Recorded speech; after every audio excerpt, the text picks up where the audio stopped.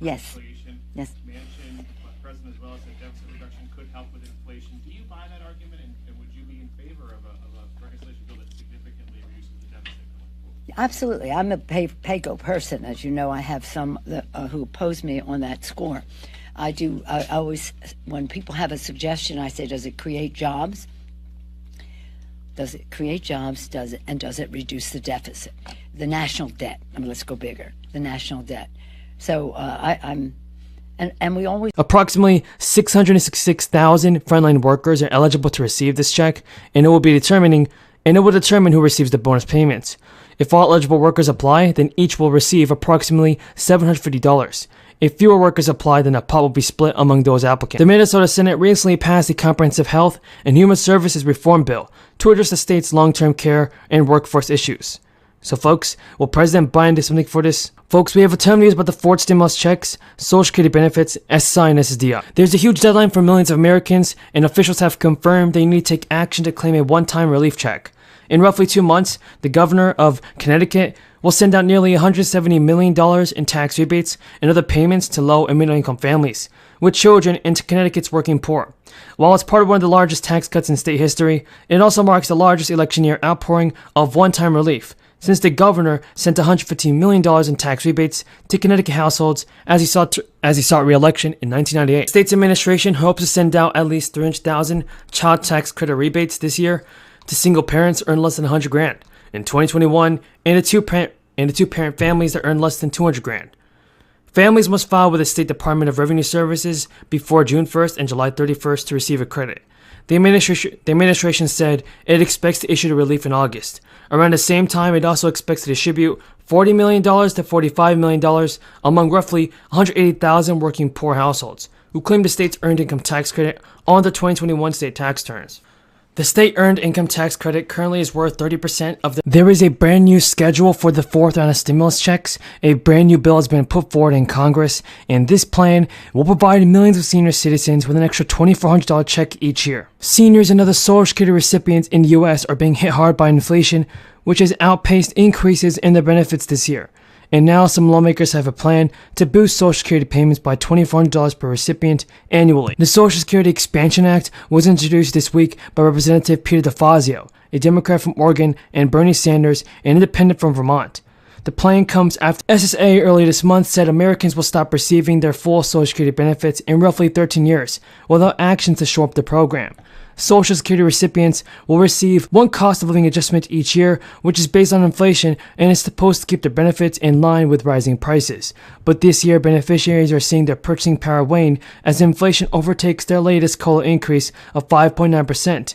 In May, it rose 8.6% from a year ago, a 4-decade high that pushed up the cost of food, shelter, and other staples. The new bill would seek to lessen the strain on people collecting Social Security by boosting each recipient's monthly check by $200, an annual increase of $2,400. Martha Sheehan, president of the National Association of Registered Social Security Analysts, said that many seniors rely on Social Security for the majority, if not all, of their income. $200 a month can make a significant difference for many people. The average monthly Social Security check is about $1,700, so a $200 increase will represent a 12% boost. The bill would also make several additional changes to the program, including buttressing the program's funding by applying the Social Security payroll tax on all income above $250,000. And currently earnings above $147,000 are not subject to the Social Security tax. Folks, what are your thoughts on President Biden and the Ford stimulus check? Is President Biden going to do all that it takes to help out the American people with this, or do you believe that he's holding it back? Tell me what you think in the comments down below. Personally, everybody, I believe that President Biden can definitely do more for the American people and send out stimulus checks sooner than later. It needs to be done. More relief cash is coming. The deadline is quickly approaching for millions of Americans to take action and claim a new direct payment. In this video, I will be sharing with you the exact dates and details of this new round of stimulus checks. Now, some homeowners could also get financial help this month, and this could come from the Homeowner Assistance Fund. The American Rescue Plan set aside almost $10 billion for homeowner relief, and more than 40 states have now set up homeowner assistance programs to facilitate the distribution of funds. The funds will be distributed to the states by the Treasury Department, and money from this program could be used to help with mortgage payments, homeowner insurance costs, and other specified purposes. Between these state programs and homeowner assistance funds, millions could soon be entitled to money from the government to help them cope with the ongoing financial consequences of the crisis. Denver is anticipating its second half of stimulus funding to come in July, and according to city officials, Denver will receive $300 million in relief funds through the American Rescue Plan. The governor, along with leadership from the House and Senate, announced that people in Colorado will receive a $400 stimulus check this year as well.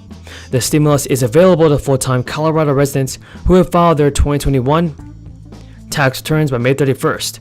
Approximately 3.1 million people in Colorado are eligible for the debate. The legislation is also designed to help Coloradans combat the rising cost of everyday necessities. It will provide $400 for a single filer and $800 to a joint filer.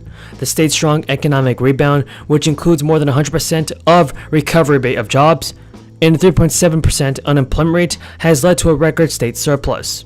And now, Janet Yellen recently stated that the recession that many My first question I would like to ask all four of you, and please give as close to a yes or no answer as you can. The world is troubled by the extent of the fraud and misconduct at FTX. We all agree on that. Too many people have lost money they thought was safe. Some have suggested that what we see at FTX was unique, a one-off caused by one immoral fraudster rather than something more widespread and systemic. So starting with you, Professor Allen, does this kind of carelessness, misconduct, or worse exist at other crypto firms?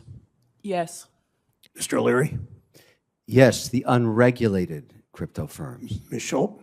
Most likely. Most likely. Ms. Schenken? It's endemic. Okay, thank you. Professor Allen, we know that FTX was over-leveraged, but look beyond, as you did in your testimony, beyond FTX. Given that a lot of crypto trading recycles one token into another, often with borrowed money, it seems as if the value of crypto has detached itself from the actual currency that was originally invested. Is it possible to determine how much leverage there is in the crypto market? And if it isn't, why is that a problem? Well, I don't think it's possible to determine. I think researchers have really struggled to find data in this space, notwithstanding that people say that the blockchain is sort of transparent.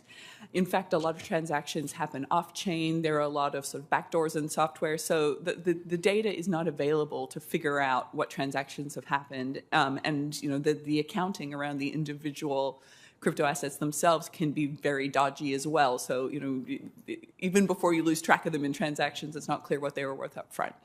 So for all of those reasons, it's very hard to get a bead on what the leverage is in this space, and that's problematic because, as we saw in 2008, when you don't understand how much leverage is in the system, you don't understand how fragile it is.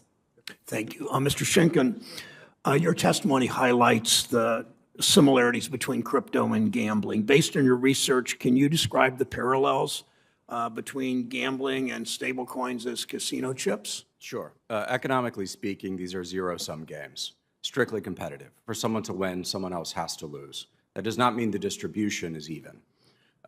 We know at this point most people who have invested in cryptocurrency have lost money. We know that from the industry's